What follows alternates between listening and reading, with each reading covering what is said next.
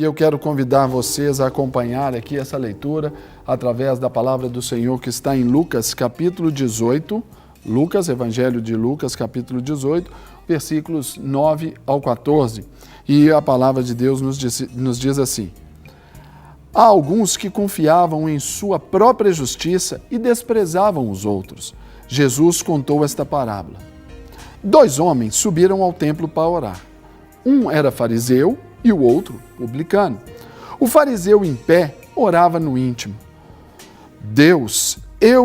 O fariseu em pé orava no íntimo. Deus, eu te agradeço porque não sou como os outros homens, ladrões, corruptos, adúlteros, nem mesmo como este publicano. Jejuo 2 vezes por semana e dou o dízimo de tudo quanto eu ganho. Mas o publicano ficou à distância. Ele nem ousava olhar para o céu, mas, batendo no peito, dizia: Deus, tem misericórdia de mim, eu sou pecador. Eu digo que este homem, e não o outro, foi para casa justificado diante de Deus, pois quem se exalta será humilhado, e quem se humilha será exaltado. Meus queridos irmãos, hoje a gente vê aqui, através dessa parábola que o Senhor nos ensina, ele tinha acabado de falar com uma mulher persistente ali sobre a questão dos seus filhos ali, aquela mulher que queria que seus filhos sentassem um do lado do outro.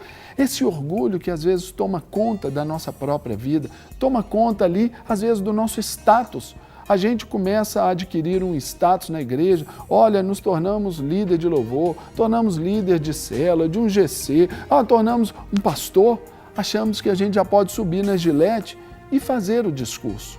E esse texto nos fala sobre esses cuidados que nós devemos ter para combater esse mal aí que está aí na sua tela, esse orgulho espiritual. Isso nos impede a justificação em Deus, isso nos impede o relacionamento com o próximo e isso nos faz mudar a nossa própria forma de pensar, ver e viver a fé genuína em Cristo Jesus.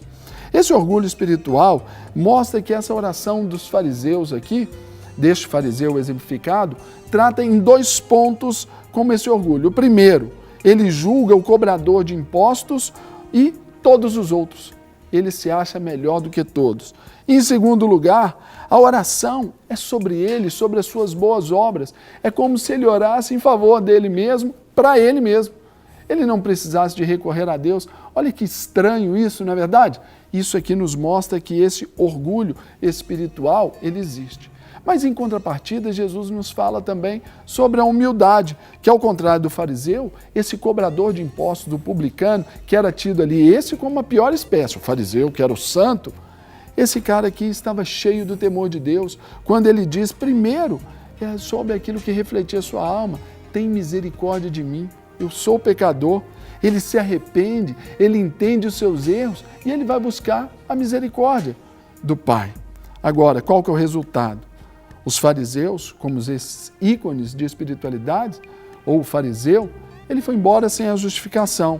Agora, o cobrador de impostos, Jesus aqui deu a justa paga por aquilo que ele fez. E aqui a gente vai ver que nós aprendemos algumas coisas. A primeira delas, no nosso caminhar cristão, a fé cristã evangélica, ela não é uma fé excludente, não é uma fé exclusivista, uma fé que separa um em detrimento dos outros. Essa reforma, a reforma protestante, essa reforma na nossa vida, colocou a todos nós no mesmo nível, ainda que cleros e leigos, mas nós somos todos iguais porque somos nivelados pelo pecado, pela morte, pela dor.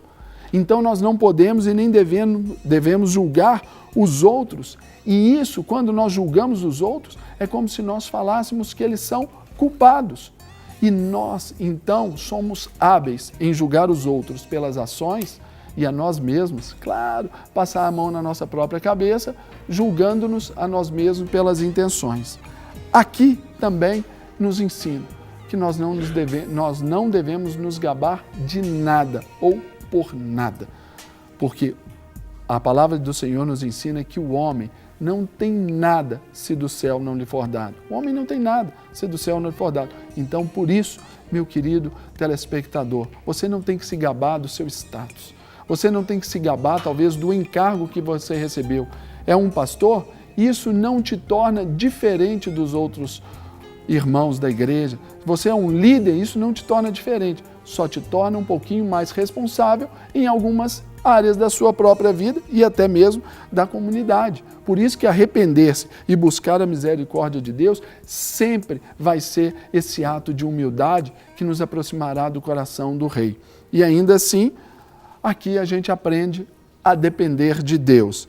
A falsa espiritualidade do fariseu aqui era usada como um tampão, uma máscara, uma fantasia para encobrir as suas próprias fraquezas.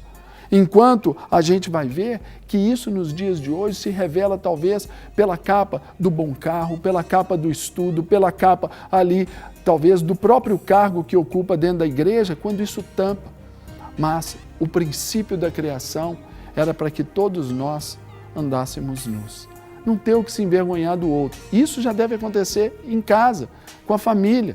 E isso também, numa nudez de alma do homem, da mulher de Deus, é esse homem que não tem do que se envergonhar.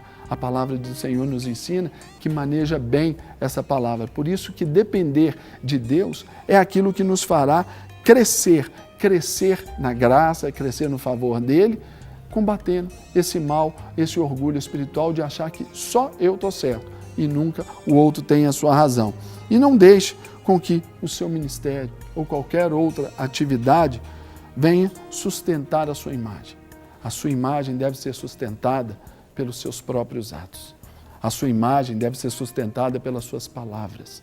A sua autoimagem deve ser sustentada pelo testemunho que outros trazem a respeito de você.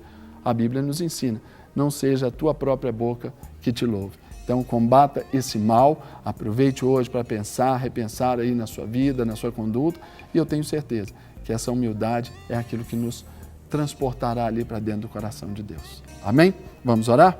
Deus, hoje, aqui em Belo Horizonte, é um feriado. Para nós, ó Deus, um tempo para repensarmos alguma coisa e repensarmos a forma, Deus, como lidamos com o Evangelho do Senhor, com a obra salvífica de Cristo, para a minha vida, para a vida dos meus irmãos. E eu quero, Deus, pedir para que essas experiências gostosas, alcancem a cada um daqueles que nos assistem agora.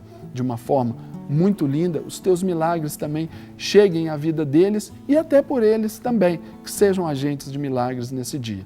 E hoje, mais uma vez, como no Brasil, celebramos o Dia da Família, eu quero aqui, ó Deus, abençoar todas as famílias da nossa nação. Famílias que agora estão enlutadas, famílias agora, Deus, que lutam contra um diagnóstico médico, famílias que estão sendo ali desmontadas por abandono do marido, o abandono da esposa, rebeldia dos filhos. Mas, Pai, que hoje também seja esse tempo para refletirmos um pouco mais a respeito do que a família pode promover a todos nós e da bênção que é viver em família.